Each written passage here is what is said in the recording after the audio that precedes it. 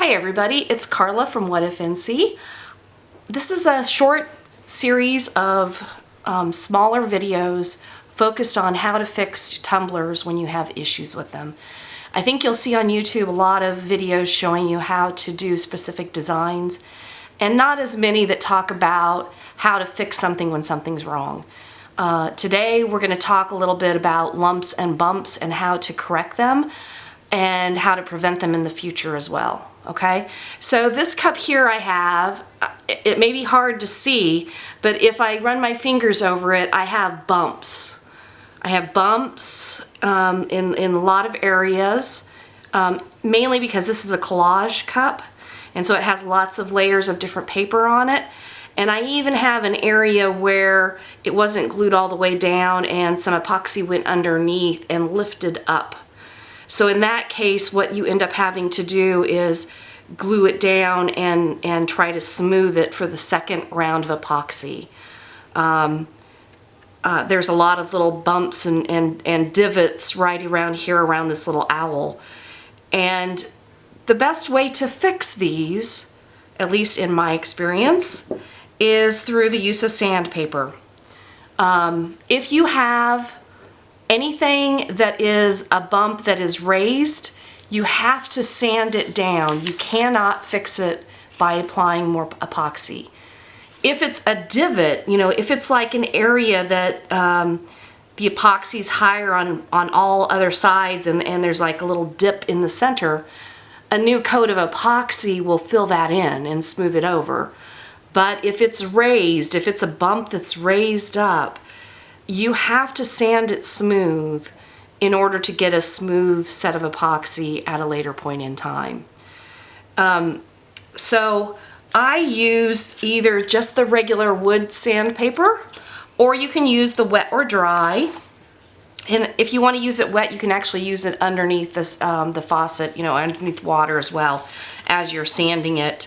I find that the wet or dry is good because it's such a higher grit if you just have a little tiny bump. But if you've got major bumps, anything that's raised up pretty well, you're going to want to use this sandpaper. Now I will tell you, this is going to put like little scratches in the epoxy, and that's fine. The only thing that you need to be cautious about is that you don't sand too far down where you start to take off your design.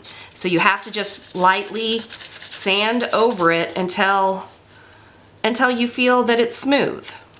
And you just keep working your way around the cup in any of those areas that are raised up. And then when you go to put the next coat of epoxy on it, you will get a smooth coat.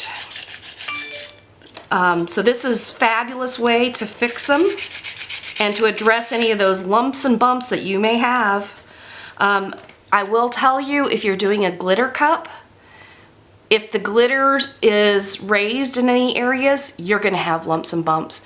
And you'll find that you may need to put an extra coat of epoxy on a glitter cup just to get it smooth, you know, like one coat, then sand it well, and then another coat to get a smooth finish.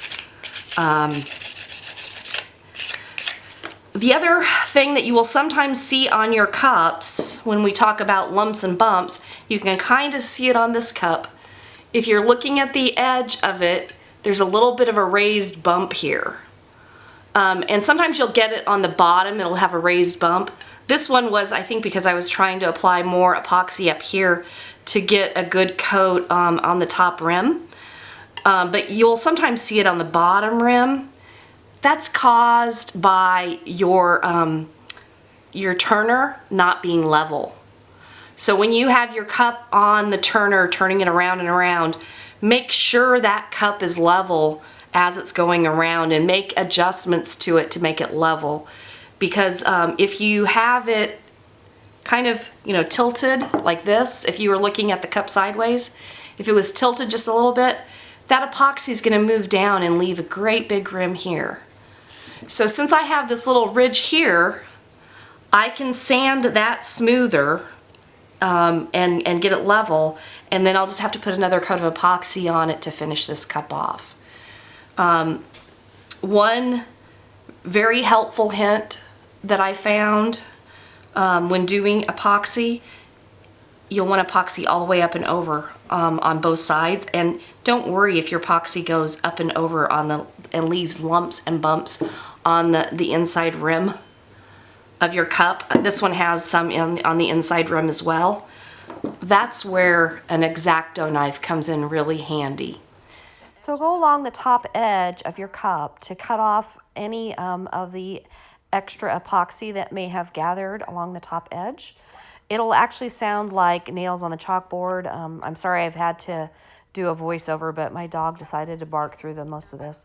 You'll see I was able to actually take out a piece of epoxy from inside the cup and remove any lumps and bumps that were on the inside rim of that tumbler.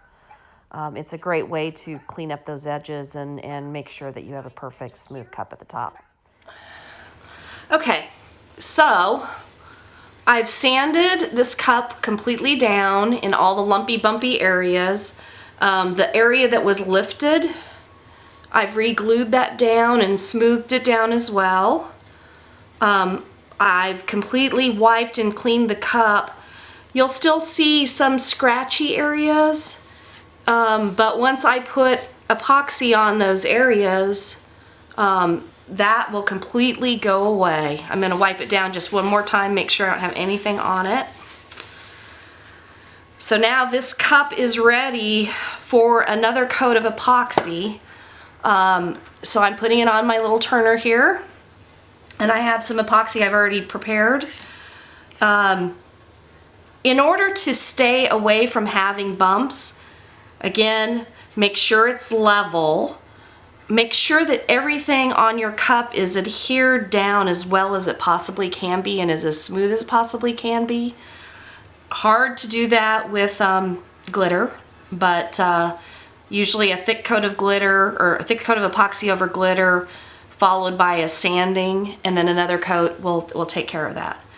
The only other area that you get it into having bubbles is if you're applying your epoxy and you're like trying to fill in an area after it's started to cure, sometimes you'll end up with a little extra epoxy that maybe has already started to harden, and that will leave a bump, and you should try to avoid that.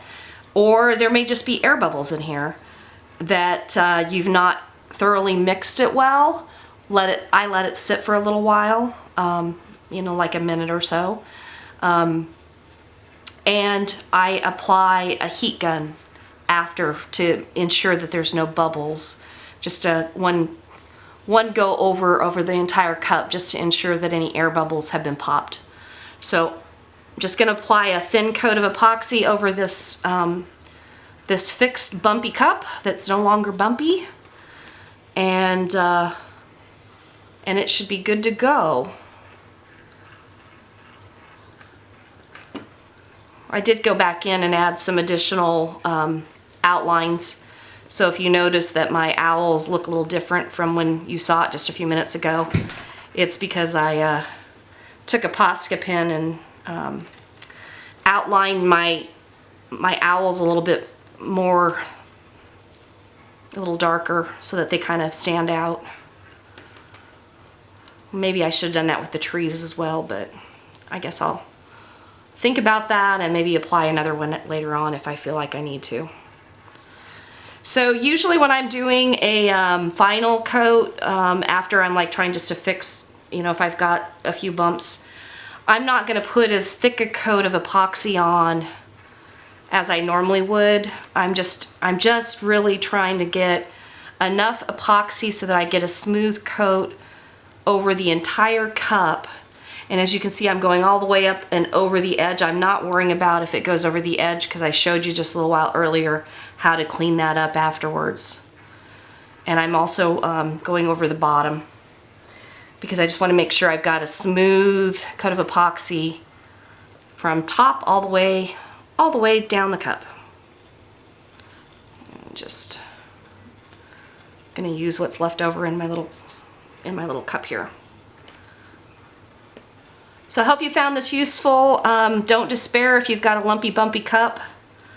little elbow grease, a little sandpaper will fix it. I mean, if it's a huge ridge because you've let it, like, if you didn't turn it and it slid all the way down, then you're probably looking at some sort of power tool to get the epoxy off, or just starting fresh.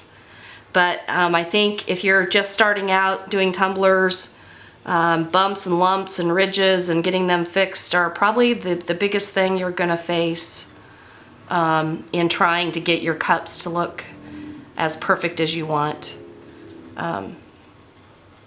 Okay, hope this was helpful. I hope you enjoyed the series. I'll be doing another one on sticky epoxy, probably something on how to prep your cups appropriately. And if you have a suggestion of something that you're struggling with that you would like me to cover in this little series, please feel free to leave me a note, like and share, and thank you for watching.